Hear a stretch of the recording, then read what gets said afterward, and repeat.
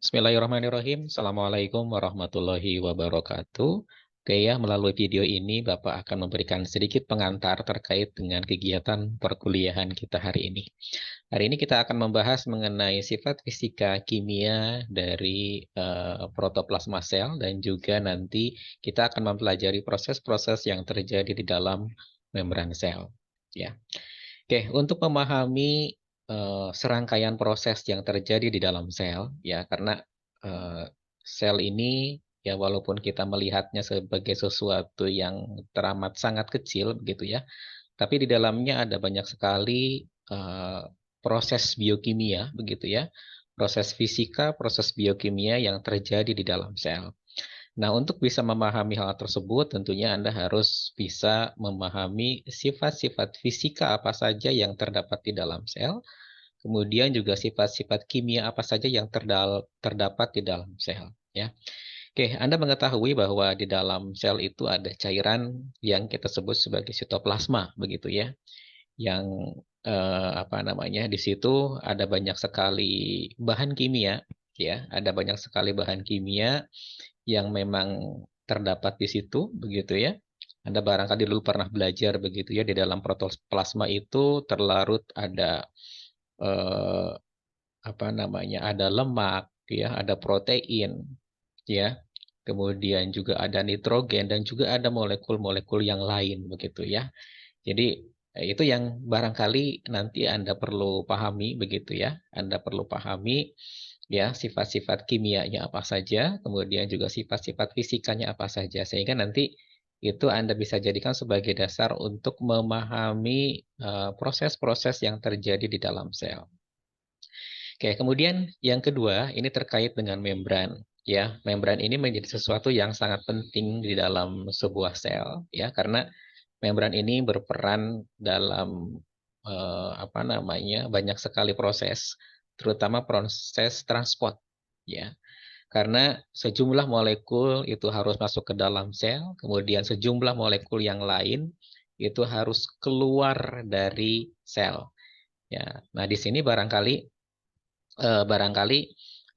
peran dari membran sel ini sangat penting begitu ya. Bagaimana molekul, bagaimana zat itu bisa keluar masuk ya. Jadi silahkan nanti Anda bisa pelajari ya di di slide-slide berikutnya ya. Nah, di sini ada istilah dari protoplasma, sitoplasma, nukleoplasma, paraplasma. Nah, ini Anda harus pahami ya definisinya atau terminologinya untuk nanti bisa memahami lebih lanjut terkait dengan sifat fisika dan juga sifat kimia begitu ya. Oke, ini nanti Anda bisa baca begitu ya. Oke, ada sifat kimia protoplasma seperti yang tadi Bapak sampaikan bahwa di dalam sel itu ada karbohidrat, ada protein, ya, ada lipid dan lain sebagainya. Nah, masing-masing barangkali punya karakter begitu ya. Karbohidrat ya punya karakter, punya sifat, punya fungsi yang barangkali berbeda dengan protein, dengan lemak begitu ya. Nah, Anda pahami karakternya sehingga nanti bisa memahami proses yang memang terjadi di dalam sel yang terkait dengan molekul-molekul tersebut atau senyawa-senyawa tersebut begitu ya. Oke, kemudian di dalam sel juga ya itu melekat ada sifat-sifat fisika protoplasma. Ya, sifat fisika ya, sifat fisika. Jadi ada sejumlah fenomena fisik begitu ya. Di antaranya di sini ada imbibisi, ada difusi ya. Difusi aktif, difusi pasif, osmosis dan juga filtrasi. Nah, barangkali ini adalah proses-proses begitu ya, proses-proses fisika yang tentunya Anda harus pahami ya agar nanti Anda bisa memahami secara utuh ya terkait dengan proses-proses yang terjadi di dalam sel. Jadi yang namanya difusi, osmosis begitu ya, dulu barangkali pernah Anda pelajari, itu semua terjadi di dalam sel. Ya, bisa terjadi di dalam sel. Oke, kemudian satu hal yang tentunya sangat penting ya, struktur yang sangat penting di dalam sel ya seperti yang tadi Bapak sampaikan itu ada yang kita sebut sebagai membran sel. Ya, tadi sudah disebutkan bahwa di dalam membran sel ini ada banyak sekali proses begitu ya, yang tentunya nanti perlu Anda pahami begitu ya. Nah, ini ada fungsi dari membran ya, kemudian eh, Anda juga nanti perlu memahami bagaimana struktur dari membran sel ya. Anda barangkali pernah belajar tentang phospholipid bilayer ya. Jadi ada molekul fosfat, ada lipid lemak dua lapisan yang membentuk struktur dari membran sel. Nah, coba nanti Anda kenali ya, Anda kenali sifat karakter dari membran sel berdasarkan komponen-komponennya gitu ya. Kenapa di situ harus ada lemak? Kenapa di situ harus ada fosfat begitu ya? Kenapa lemaknya harus bilayer, lapisannya ada dua begitu ya, dan lain sebagainya. Oke. Nah, ini nanti bisa Anda pelajari begitu ya, struktur dari membran sel ya.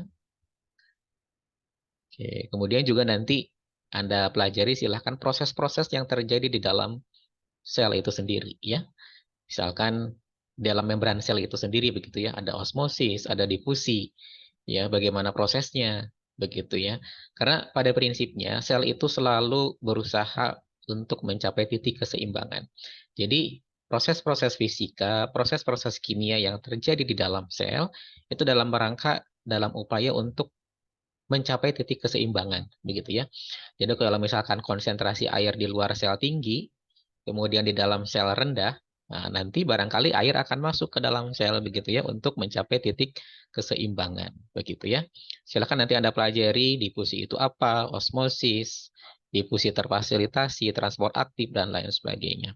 Nah, kemudian nanti pemahaman Anda terkait dengan proses-proses ini, terutama proses yang terjadi di membran sel, silakan nanti Anda gunakan, manfaatkan untuk melakukan studi kasus ya.